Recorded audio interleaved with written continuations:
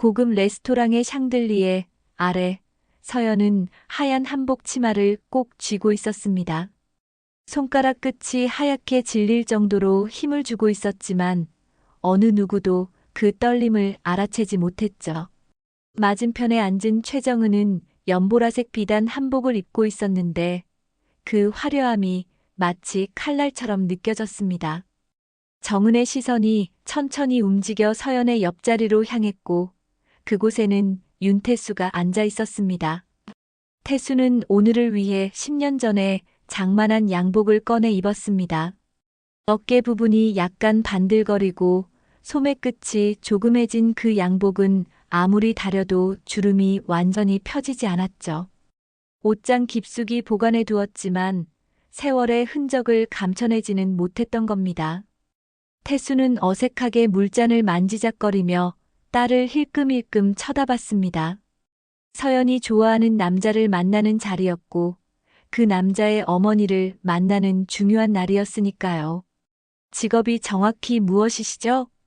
정은의 목소리는 낮았지만 날카로웠습니다. 질문이라기보다는 신문에 가까웠죠. 태수는 잠시 멈칫했습니다. 손에 쥔 물잔이 미세하게 흔들렸고 그는 천천히 입을 열었습니다. 그냥 기계 쪽 일을 좀 합니다. 그 순간 테이블 위에 공기가 얼어붙었습니다. 정은의 눈썹이 미세하게 올라갔고 그녀는 아들 민우를 쳐다봤습니다. 민우는 시선을 피하며 냅킨을 만졌죠. 서연은 아버지의 손이 떨리는 것을 보았습니다. 60평생 흔들림 없던 그 큰 손이 지금 작은 물잔을 붙잡고 떨고 있었습니다. 죄송하지만 이런 집안과는 결혼할 수 없습니다. 정은의 말은 단호했습니다. 마치 오래전부터 준비해둔 문장처럼 또렷하고 명확했죠. 서연의 귓가에서 윙하는 소리가 들렸습니다. 주변의 모든 소리가 멀어지고 오직 정은의 차가운 목소리만 머릿속을 맴돌았습니다. 서연은 천천히 자리에서 일어났습니다. 다리가 후들거렸지만 넘어질 수는 없었습니다. 그녀는 한복 치마를 정돈하며 정은에게 고개를 숙였습니다. 죄송합니다. 실례했습니다. 목소리가 갈라질 것 같았지만 서연은 끝까지 침착함을 유지했습니다. 태수도 자리에서 일어났죠. 그는 딸의 팔을 조심스럽게 잡으며 작은 목소리로 속삭였습니다. 아빠 때문에 미안하다. 그 말이 서연의 가슴을 찔렀습니다.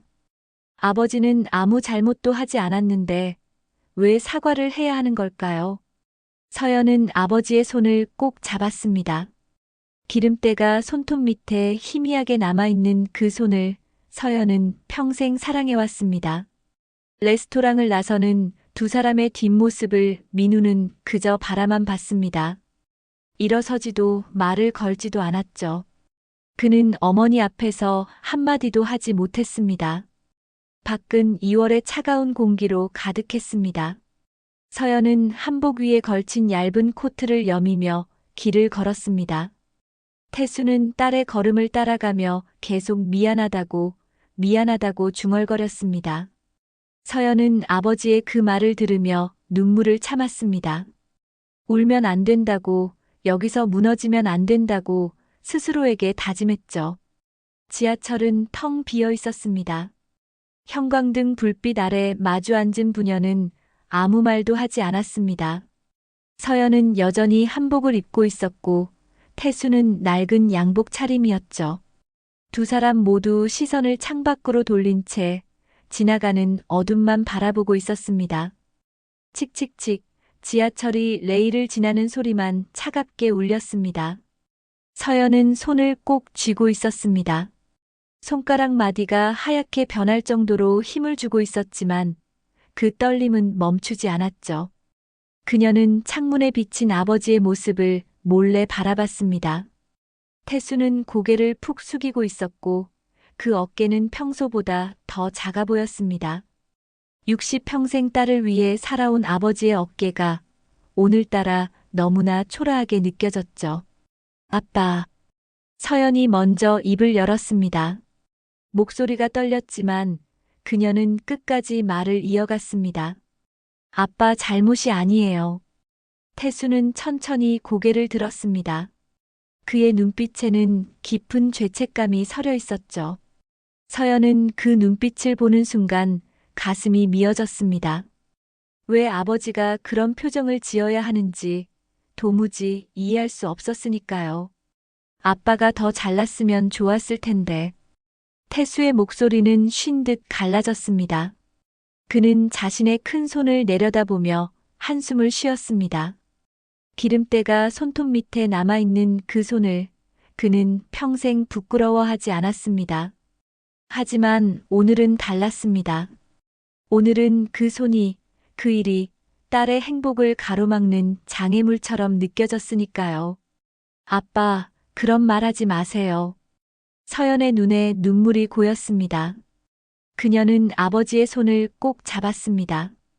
거칠고 투박한 그 손을 서연은 세상 어떤 손보다 따뜻하다고 생각했습니다.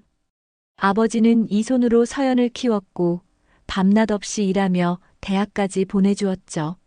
그런데 누군가는 그 손을 보며 고개를 돌렸습니다. 집에 도착한 뒤에도 두 사람은 말이 없었습니다. 태수는 거실 소파에 앉아 멍하니 천장을 바라봤고 서연은 방에 들어가 한복을 벗었습니다.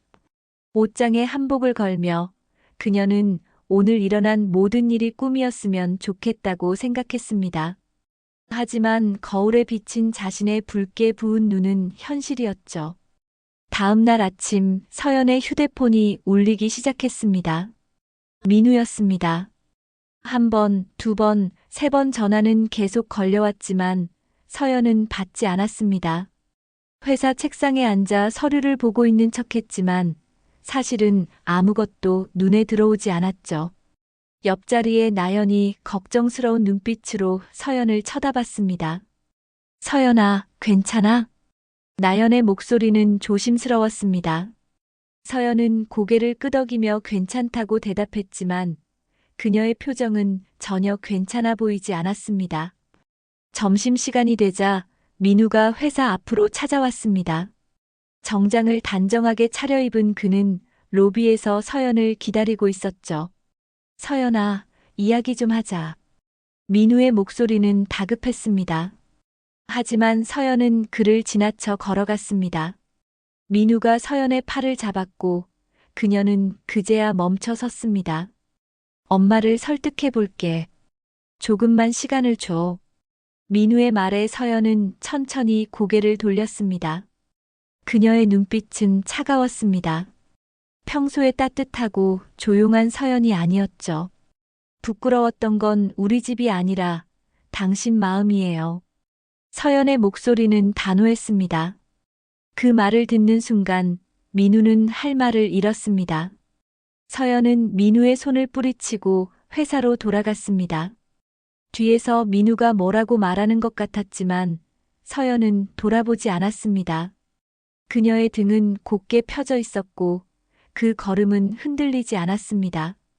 엘리베이터 문이 닫히는 순간 서연은 그제야 눈물을 흘렸습니다. 거울에 비친 자신의 모습을 보며 그녀는 생각했습니다.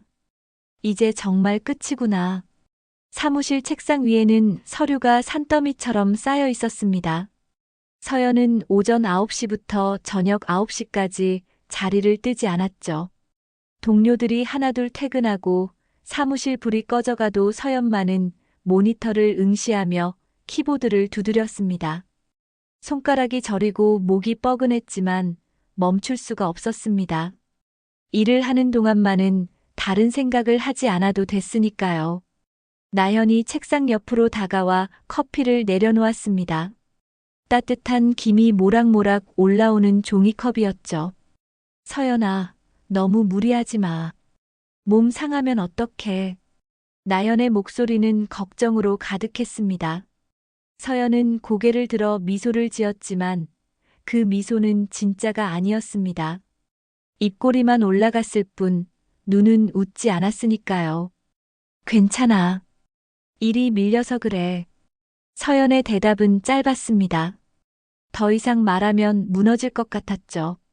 나연은 서연의 어깨를 토닥이며 자리로 돌아갔습니다. 사무실에는 다시 키보드 소리만 울렸습니다.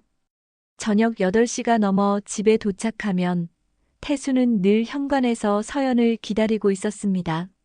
작업복을 벗고 평상복으로 갈아입은 아버지는 딸이 들어서는 소리만 들어도 부엌으로 향했죠. 배고프지? 국밥 데워놨다. 태수의 목소리는 언제나처럼 담담했습니다. 하지만 그 담담함 속에는 딸을 향한 깊은 걱정이 숨어 있었죠. 서연은 가방을 소파에 내려놓고 식탁에 앉았습니다. 김이 모락모락 나는 국밥 한 그릇이 놓여 있었고 김치와 깍두기가 곁들여져 있었습니다. 잘 먹겠습니다. 서연은 숟가락을 들었습니다. 뜨거운 국물이 목을 타고 내려가면서 얼어붙었던 가슴이 조금씩 녹는 것 같았습니다. 태수는 맞은편에 앉아 딸이 밥 먹는 모습을 지켜봤습니다. 말은 하지 않았지만 그의 눈빛에는 온갖 마음이 담겨 있었죠.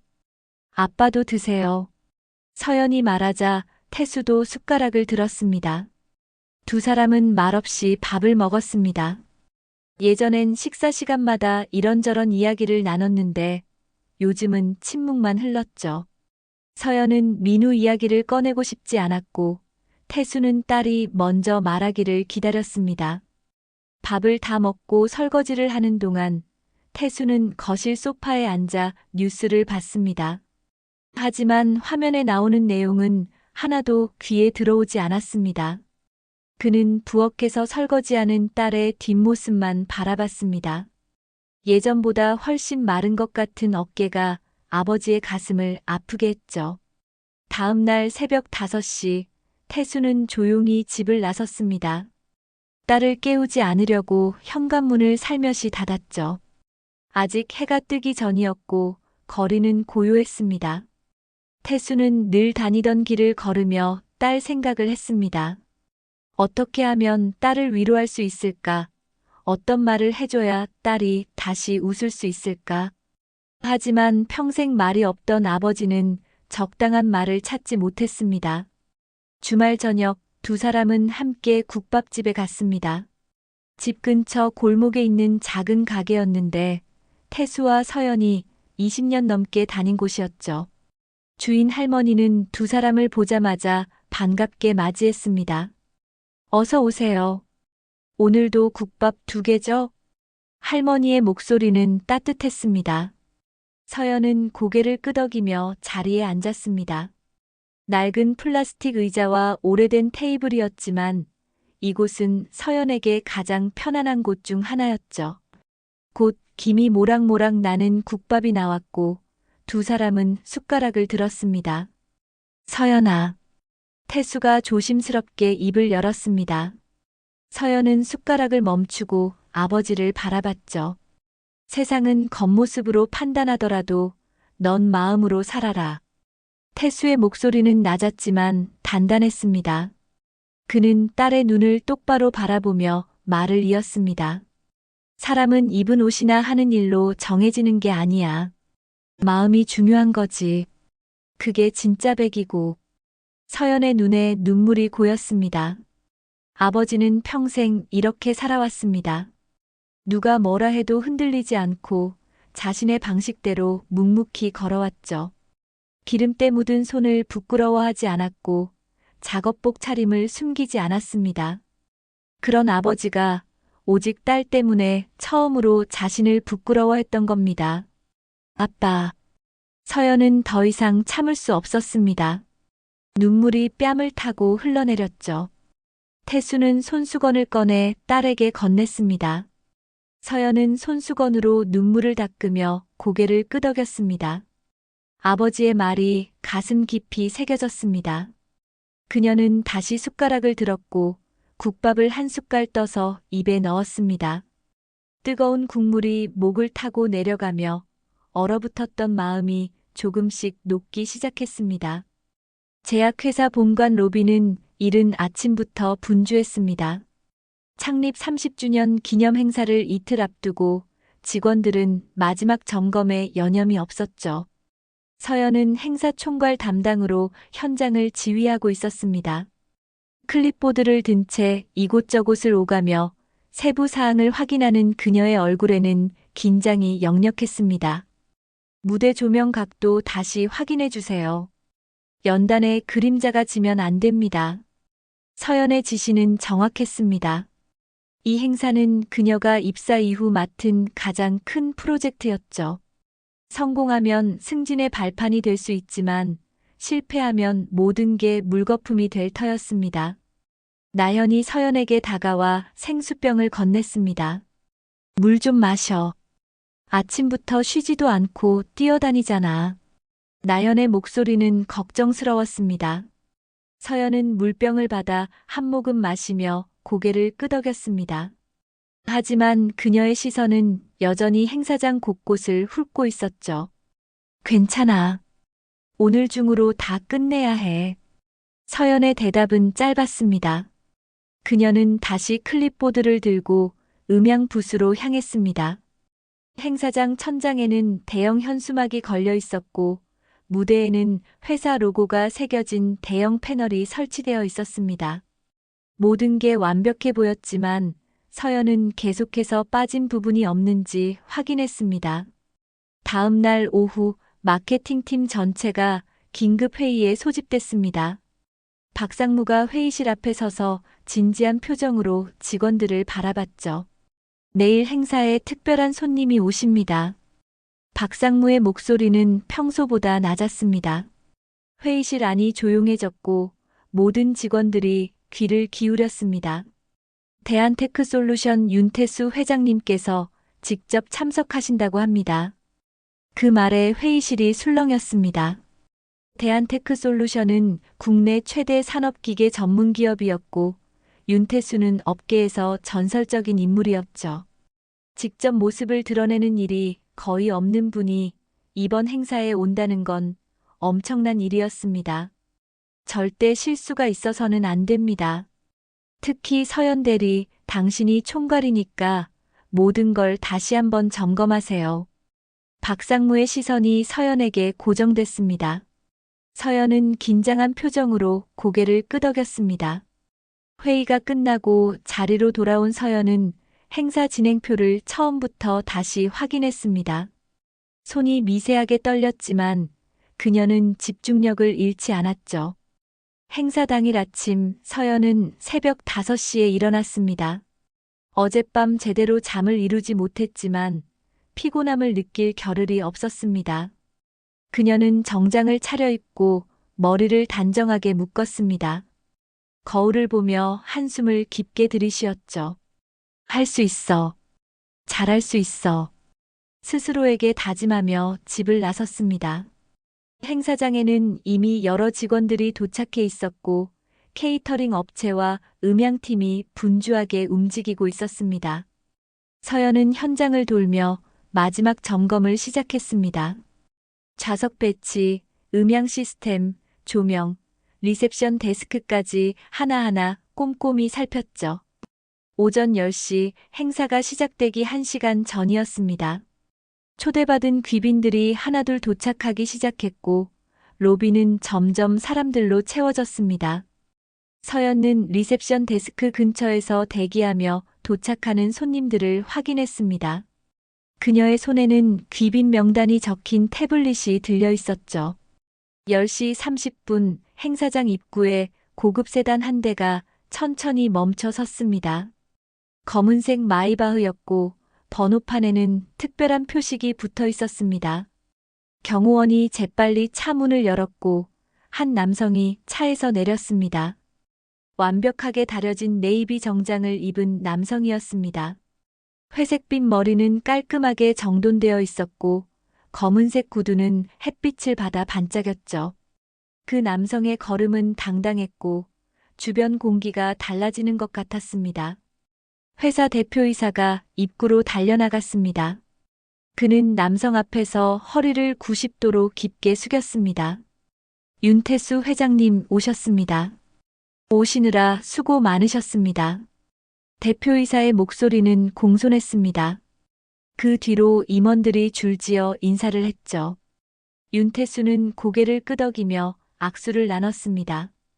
그의 얼굴에는 부드러운 미소가 머물러 있었지만 그 눈빛은 예리했습니다.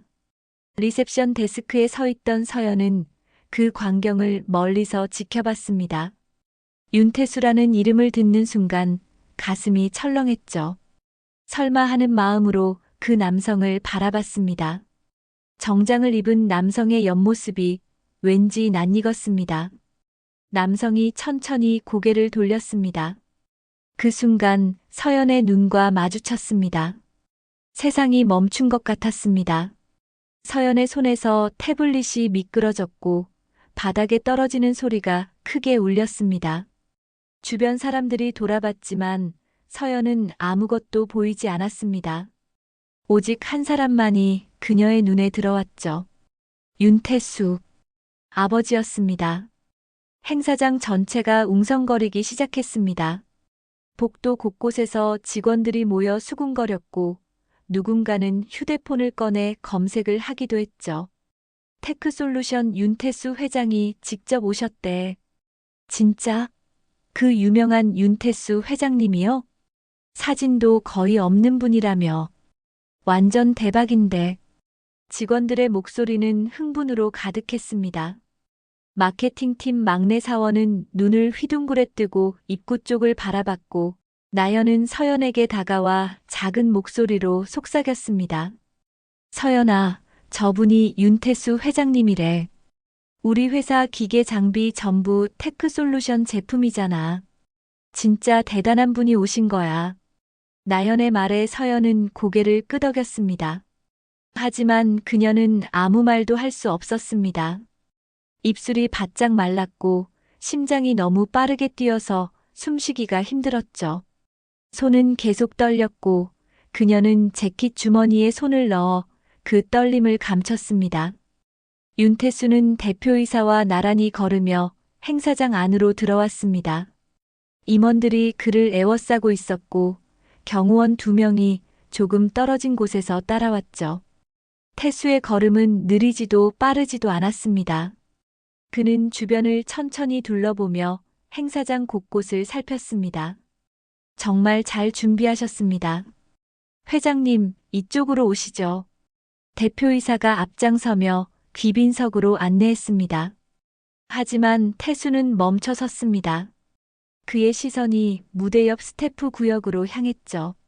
그곳에는 서연이 서 있었습니다. 클립보드를 가슴에 꼭 안은 채 고개를 살짝 숙이고 있었습니다. 태수는 천천히 그쪽으로 걸어갔습니다. 대표이사와 임원들이 당황한 표정으로 그를 따라갔죠. 주변 직원들도 숨을 죽이며 지켜봤습니다. 태수가 서연 앞에 멈춰 섰고 두 사람의 눈이 마주쳤습니다. 서연은 아버지의 눈을 똑바로 바라봤습니다. 그 눈빛에는 여러 감정이 섞여 있었습니다. 미안함, 걱정, 그리움하지만 서연은 흔들리지 않았습니다. 그녀는 입가에 미소를 띄우며 공손히 인사했습니다. 환영합니다, 회장님. 서연의 목소리는 떨리지 않았습니다. 다른 직원들과 똑같은 톤, 똑같은 태도였죠. 주변 직원들은 서연이 직접 회장님께 인사하는 모습을 보며 놀라워했습니다. 태수는 잠시 말없이 서연을 바라봤습니다. 딸의 얼굴이 예전보다 훨씬 야위어 보였습니다. 눈 밑에는 다크서클이 있었고 뺨은 더 가늘어진 것 같았죠. 그 모습을 보는 아버지의 가슴이 아렸지만 그는 표정을 감췄습니다. 고생 많으셨습니다. 태수의 목소리는 차분했습니다. 하지만 그 말 속에는 딸을 향한 깊은 마음이 담겨 있었죠. 서연은 고개를 끄덕이며 다시 한번 미소를 지었습니다. 행사 준비가 잘 되어 있어서 감사합니다. 오늘 이 행사를 위해 고생 많았어요. 태수는 서연의 어깨를 스쳐 지나가며 작은 목소리로 속삭였습니다. 그 말은 오직 서연만 들을 수 있었습니다. 잘하고 있구나. 짧은 한마디였지만 서연의 가슴에 깊이 울렸습니다. 그녀는 눈물이 날 것 같았지만 꾹 참았습니다. 이곳은 회사였고 행사가 진행 중이었으니까요.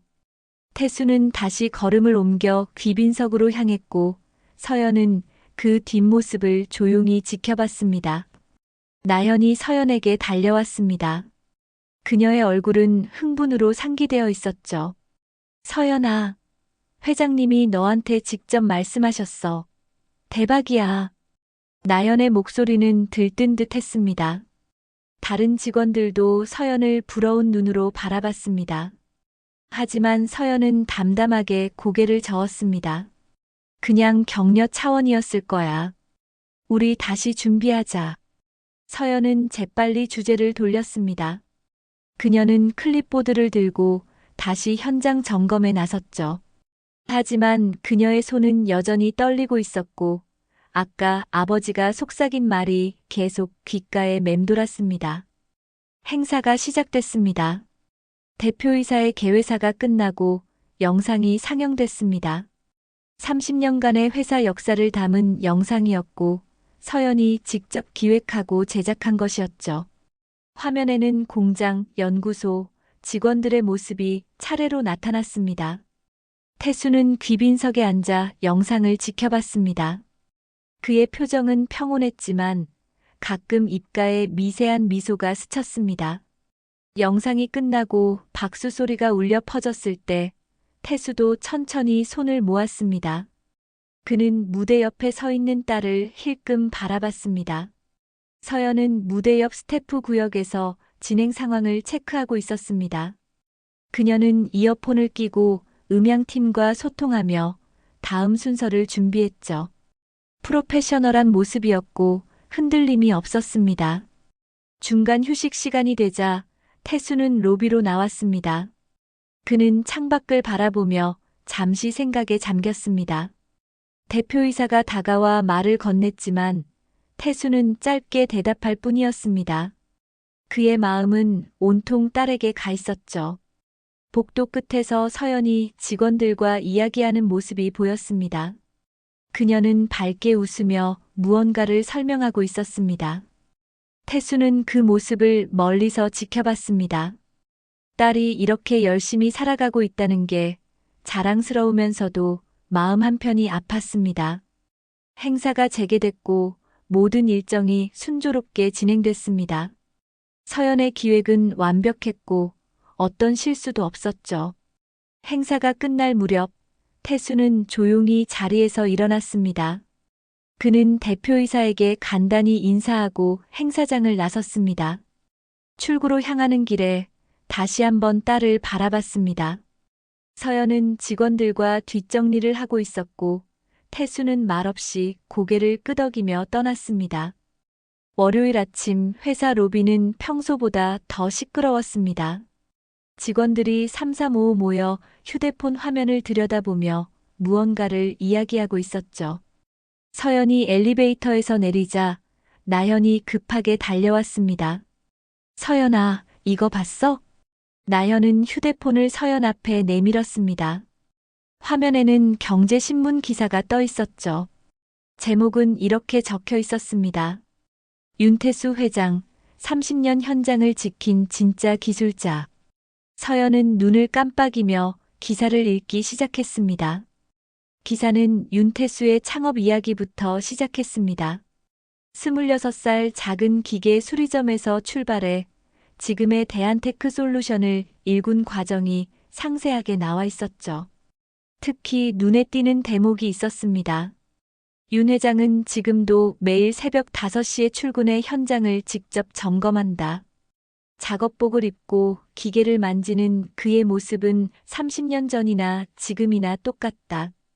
회장실보다 공장 현장이 더 편하다는 그는 진정한 현장주의 경영자다.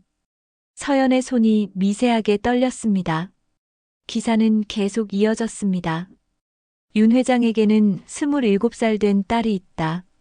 대형 제약회사에서 마케팅 일을 하는 딸 서연 씨는 아버지를 닮아 성실하고 조용한 성격이라고 한다. 최근 회사 창립 기념 행사를 성공적으로 이끈 것도 서연 씨의 헌신 덕분이었다.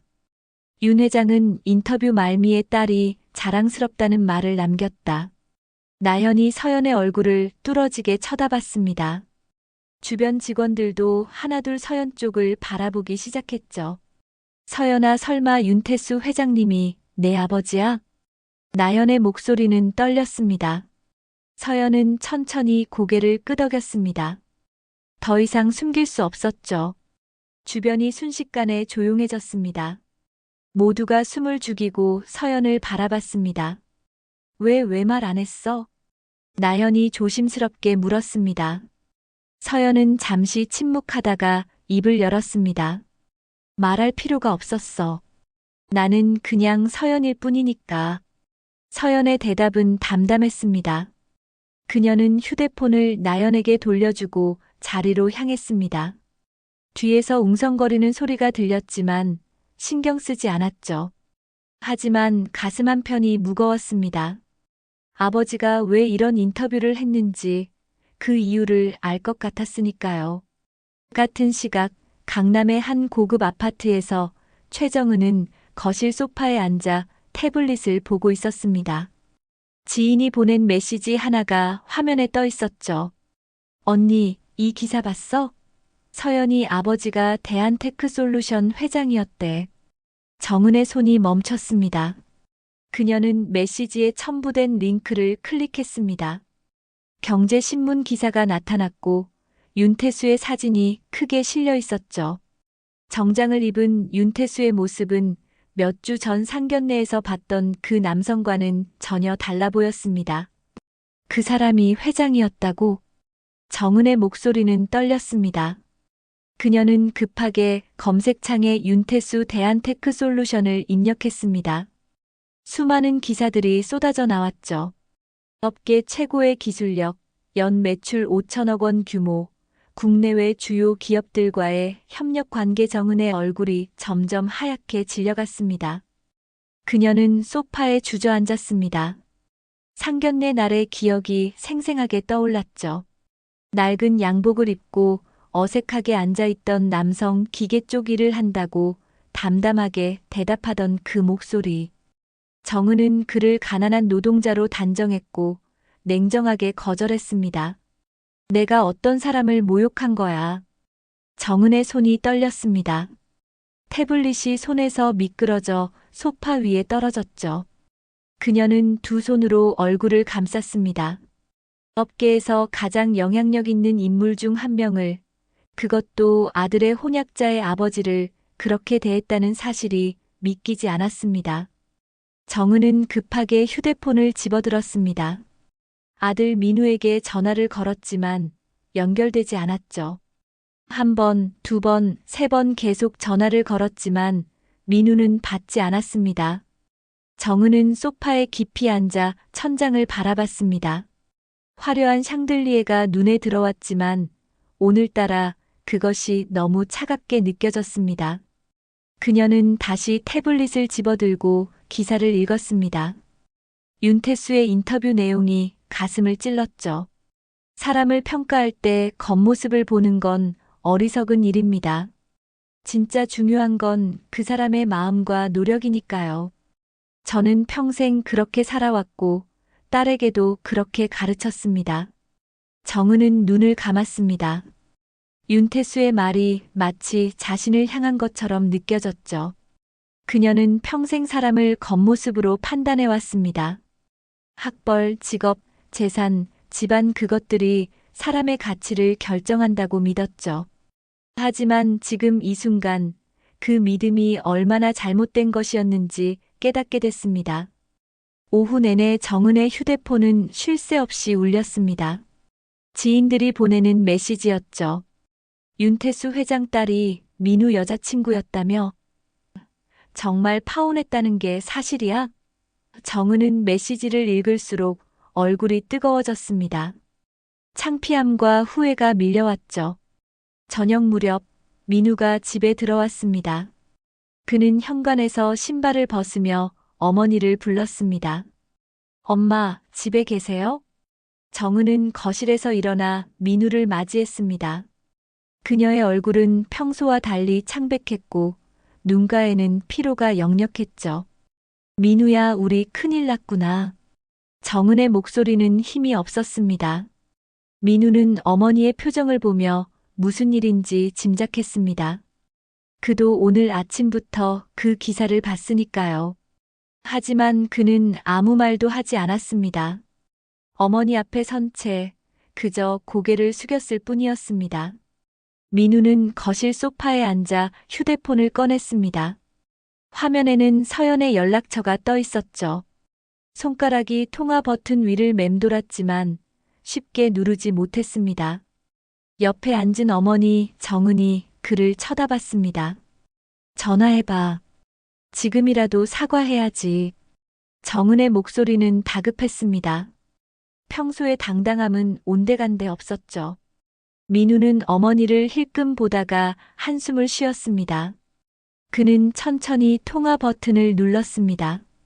신호음이 길게 울렸고 민우의 심장은 빠르게 뛰었습니다. 여보세요. 서연의 목소리가 들렸습니다. 차분하고 담담했죠.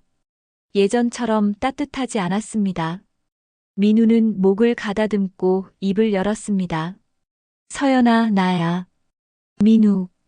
짧은 침묵이 흘렀습니다. 전화 너머로 서연의 숨소리만 희미하게 들렸죠. 민우는 계속 말을 이어갔습니다. 오늘 기사 봤어. 그땐 정말 몰랐어. 아버님이 그런 분이신 줄. 민우의 말이 길어질수록 전화 너머의 침묵은 더 무겁게 느껴졌습니다. 그는 손에 땀이 나는 것을 느끼며 휴대폰을 꽉 쥐었습니다. 다시 시작하자. 우리 처음부터 다시 해보자. 민우의 목소리에는 간절함이 묻어났습니다. 정은은 아들 옆에서 고개를 끄덕이며 응원했죠. 하지만 서연의 대답은 예상과 달랐습니다. 내 아버지가 회장이라서 다시 만나자는 건가요? 서연의 목소리는 여전히 차분했지만 그 속에는 날카로운 무언가가 숨어 있었습니다. 민우는 순간 할 말을 잃었습니다. 손에 쥔 휴대폰이 미끄러질 것 같았죠. 아니야, 그게 아니라. 민우가 변명을 시작했지만 서연은 그의 말을 끊었습니다. 민우 씨, 솔직해지세요. 만약 우리 아버지가 여전히 작업복 입은 기계공이었다면 지금 이 전화를 했을까요? 서연의 질문은 명확했습니다. 민우는 입을 다물었습니다. 대답할 수가 없었으니까요. 그는 스스로에게 물었습니다. 정말 그랬을까? 만약 아버지가 회장이 아니었다면 지금 이렇게 전화를 걸었을까? 양심이 그를 찔렀습니다. 진짜 날 사랑했다면 그날 나와 아빠를 지켜줬어야죠. 서연의 목소리가 조금 떨렸습니다. 하지만 그녀는 끝까지 침착함을 유지했죠. 민우는 그날의 상견례를 떠올렸습니다. 어머니가 서연과 아버지를 모욕할 때 자신은 아무 말도 하지 못했습니다. 그저 고개를 숙이고 앉아 있었을 뿐이었죠. 그날 레스토랑에서 당신은 한마디도 하지 않았어요. 어머니가 우리를 무시할 때 당신은 그저 지켜만 봤죠. 서연의 말이 민우의 가슴을 찔렀습니다. 그는 변명하고 싶었지만 입이 떨어지지 않았습니다. 모든 게 사실이었으니까요. 사랑한다는 건 상대를 지켜주는 거예요. 힘들 때 옆에 서주는 거죠. 당신은 그러지 않았어요. 서연의 목소리는 점점 단호해졌습니다. 민우는 소파에 깊이 앉았습니다.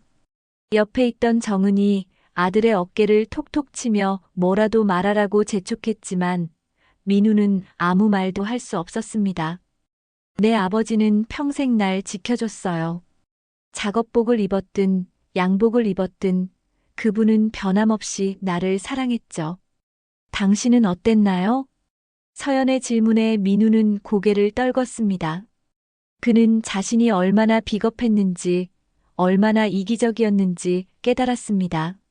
서연을 사랑한다고 말했지만 정작 중요한 순간에 그녀를 지키지 못했죠. 이제 연락하지 마세요. 서연의 마지막 말은 짧고 명확했습니다. 그 말과 함께 전화가 끊어졌습니다. 뚝 하는 신호음만 귓가에 울렸죠. 민우는 휴대폰을 천천히 내렸습니다. 화면에는 통화 종료라는 글자만 떠 있었습니다. 정은이 아들에게 물었습니다. 뭐래? 다시 만나준대? 민우는 고개를 저었습니다. 그의 얼굴에는 좌절감이 역력했죠. 정은은 한숨을 쉬며 소파 등받이에 기댔습니다. 내가 너무 성급했나 봐. 그 집안을 제대로 알아보지도 않고. 정은의 말에 민우는 고개를 들었습니다. 그는 어머니를 바라보며 입을 열었습니다. 엄마, 문제는 그게 아니에요. 우리가 사람을 겉모습으로만 판단했다는 게 문제예요. 민우의 목소리는 낮았지만 단호했습니다. 정은은 아들을 놀란 눈으로 쳐다봤죠. 민우는 계속 말했습니다. 서연이 말이 맞아요. 진짜 사랑했다면 그날 서연이와 아버님을 지켜줬어야 했어요. 근데 전 그러지 못했어요. 민우는 자신의 손을 내려다봤습니다. 완벽하게 다듬어진 손톱, 깨끗한 손바닥. 하지만 그 손은 서연을 잡아주지 못했습니다. 중요한 순간에 그녀의 손을 놓아버렸죠. 이제 끝났어요, 엄마. 정말 끝났어요. 민우는 일어나 자기 방으로 향했습니다. 정은은 거실에 혼자 남아 멍하니 앉아 있었습니다. 텅 빈 거실이 유난히 넓고 차갑게 느껴졌죠. 그녀는 창밖을 바라봤습니다. 강남의 야경이 화려하게 펼쳐져 있었지만 오늘따라 그 불빛들이 공허하게 보였습니다. 한편 서연은 침대에 앉아 휴대폰을 내려놓았습니다. 손이 떨렸고 눈물이 날 것 같았지만 참았습니다. 그녀는 창문을 열고 밤 공기를 들이마셨습니다. 차가운 공기가 폐를 채웠고 조금씩 마음이 진정됐죠. 서연은 하늘을 올려다봤습니다. 별은 보이지 않았지만 어딘가에서 아버지도 같은 하늘을 보고 있을 거라 생각했습니다. 주말 오후 서연은 아버지와 함께 집 근처 공원을 걷고 있었습니다.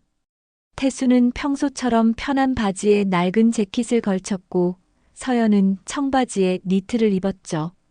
가을 햇살이 따스하게 두 사람을 비쳤습니다. 한참을 말없이 걷던 서연이 먼저 입을 열었습니다. 아빠, 물어봐도 돼요? 서연의 목소리는 조심스러웠습니다. 태수는 걸음을 멈추고 딸을 바라봤죠. 그럼 뭐든 물어봐. 태수의 대답은 담담했습니다. 서연은 잠시 망설이다가 오랫동안 품고 있던 질문을 꺼냈습니다. 왜 말씀 안 하셨어요? 아빠가 회장님이라는 걸. 서연의 눈빛에는 궁금증과 섭섭함이 섞여 있었습니다. 태수는 벤치를 가리키며 앉자는 손짓을 했습니다. 두 사람은 나란히 벤치에 앉았고 태수는 한참 동안 앞을 바라보다가 천천히 입을 열었습니다.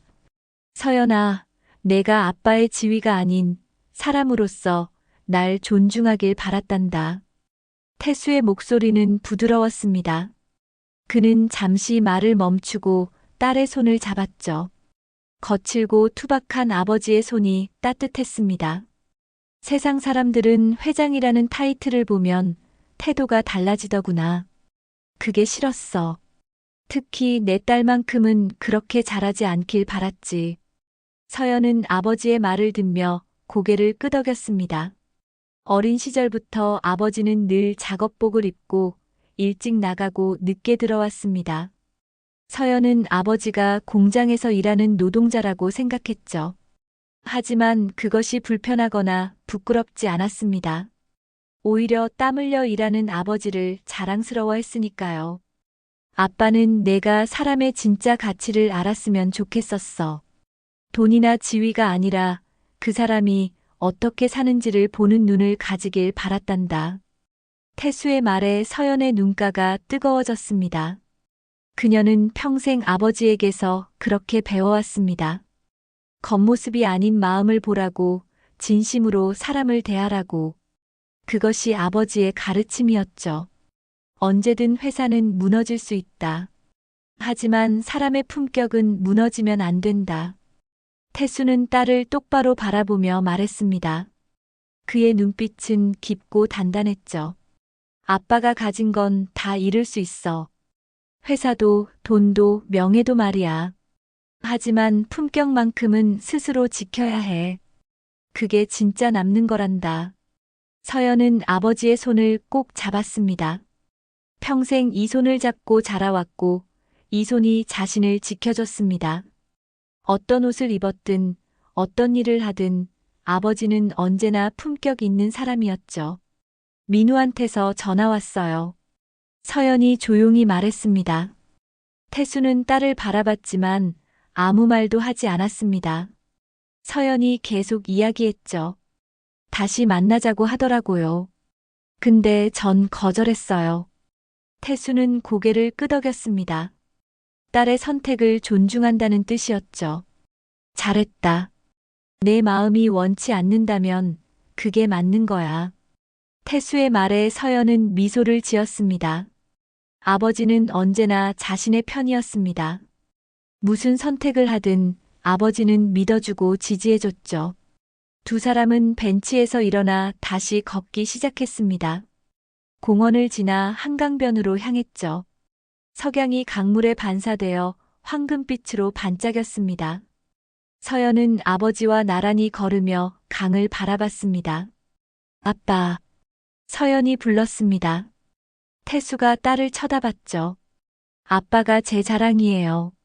서연의 목소리는 떨렸지만 진심이 가득했습니다. 태수는 잠시 멈칫하더니 환하게 웃었습니다. 주름진 얼굴에 웃음꽃이 피었죠. 너도 아빠 자랑이다. 태수는 딸의 어깨를 토닥였습니다. 서연은 아버지의 품에 기댔습니다. 두 사람은 말없이 강을 바라봤습니다. 석양이 점점 지고 있었고 하늘은 주황빛과 보라빛으로 물들었죠. 강변을 걷는 부녀의 그림자가 길게 이어졌습니다. 큰 그림자와 작은 그림자가 나란히 움직이며 하나의 선을 그렸죠. 바람이 불어와 서연의 머리카락을 흔들었고 태수는 딸의 머리를 쓰다듬었습니다. 앞으로도 지금처럼만 살아라. 내 마음이 이끄는 대로 떳떳하게. 태수의 말에 서연은 고개를 끄덕였습니다. 그녀는 앞으로도 아버지처럼 살고 싶었습니다. 겉모습에 흔들리지 않고 진심으로 사람을 대하며 품격을 잃지 않는 사람으로요. 두 사람은 계속 걸었습니다. 강변 산책로는 길었고 석양은 천천히 지고 있었죠. 서연은 아버지와 함께 걷는 이 순간이 영원히 계속됐으면 좋겠다고 생각했습니다. 세상이 무엇이라 말하든 이 사람이 자신의 아버지라는 게 자랑스러웠으니까요. 하늘이 어두워지기 시작했고 가로등이 하나둘 켜졌습니다. 부녀는 여전히 나란히 걸으며 이야기를 나눴습니다. 웃음소리가 강바람을 타고 흘러갔죠. 두 사람의 모습은 평범했지만 그 안에 담긴 사랑은 누구보다 깊었습니다. 진짜 품격은 옷이 아니라 행동에서 나옵니다. 어떤 차림을 하든 어떤 자리에 있든 중요한 건 그 사람이 어떻게 사는지입니다. 윤태수는 평생 그렇게 살아왔고 딸 서연에게도 그것을 가르쳤습니다. 세상은 겉모습으로 사람을 판단하지만 진정한 가치는 마음속에 있습니다. 그것을 아는 사람만이 진짜 품격을 가질 수 있죠. 서연과 태수는 그것을 알고 있었고 앞으로도 그렇게 살아갈 겁니다. 작업복을 입든 정장을 입든 변하지 않는 한 가지. 그것은 바로 사람을 대하는 마음입니다.